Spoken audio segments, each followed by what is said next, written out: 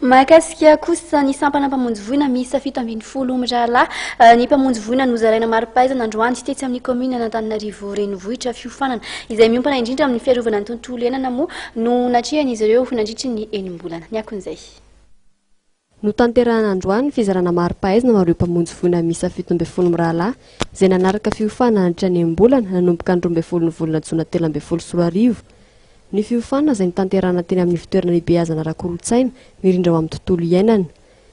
niompana tamin'ny resaka fiarovana ny tontolo iainana ny fiofanana ka nisy tamin'ireo 17 izay vao nizarana mari-pahaizana izay misatra ny andehan'ny loharano no niofana mahakasika ny fahalalana rehetra momba ny tontolo iainana mba ahafahan'izy ireo manentana amin'ny mponina toy ihany koa ny niofana momba ny fitariana amin'ny olona amin'ny fikojakojana ny tontolo iainana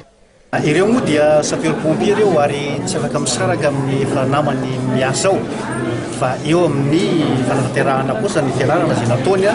dia betsaka satria eo amin'ny asa sapeur-pompier dia ny rahantsika malala fa ao ny rivodoza ao ny tanety-may ao ny afo-mampirisy karazany rendretrareny dia anisan'ny mpandoko ny tontolo iainana avokoa ary na eo amin'ny fikarakarana Antananarivo teza dia misy anjara lehibe raha isin'ny sapeur-pompier eo amin'ny fikarakarana ny aingo ty tanàna ity zava-manisy ny isan-karazana zany dia tafiritra ao anatin'ny asan'ny sapeur-pompier sy zavatra fianarana izay azon'izy ireo mahakasika ny vanim-potoana fahavaratra kosa indray dia nambariny avy ao amin'ny sampana mpamonjy voina fa vonona izy ireo amin'ny fiatrehana ny asany ao anatin'ny toetrandro rasy tokoa moa tsika zao ankehitriny dia tokony fantatsika menakafo fa ny sapeur-pompier ny olona isan'andro fa kosa hoe rehefa tena miseho ny loza dia vanim-potoana tahaka an'izao dia renforcer ny fampialan-tanana izy na fitaovana na olona ka raha ilaina na dia hoe hotazomina hiasa tsy ody tsy azo repoaza rehefa niasa omaly ny fampandehanana andarany tena zava-dehibe ka dia io moa ny efa nanaovana geloneur araka ny teny-dralahy dia tsy maintsy hitanterahana araka ny resaka natao tamin'ny tompona ndraikitra avy ao amin'ny sampana mpamonjy voina hatrany dia anambarana fa mahakasika ny fitaovana izay ampiasain'ny sampana mpamonjy voina dia ampy hatrehan'izy ireo any loza isan-karazany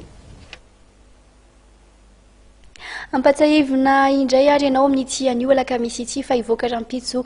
zoma fafolo volana janoary ny laharana faha 5 ny gazety boky natokana ho an'ny lehilahy moderna dia ny gazety mahery izany aza dino ary ny mijery an'ireo loha-hevitra izay nahaliana ao hatrany eny amin'ireo mpivarotra rehetra mahazatra anao anatin'izay laharana vaovao ny gazety mahery izay manomboka rampitso tapitra hatreo ihany koa ny fotoana ny rahantsika tamin'izao alina izao mankasitraka anao nanaraka ny vaovao hatramin'ny farany mirary alina finaritra ho antsika hatrany miaraka amin'ny fahitalavitry matv mandra-pioana toko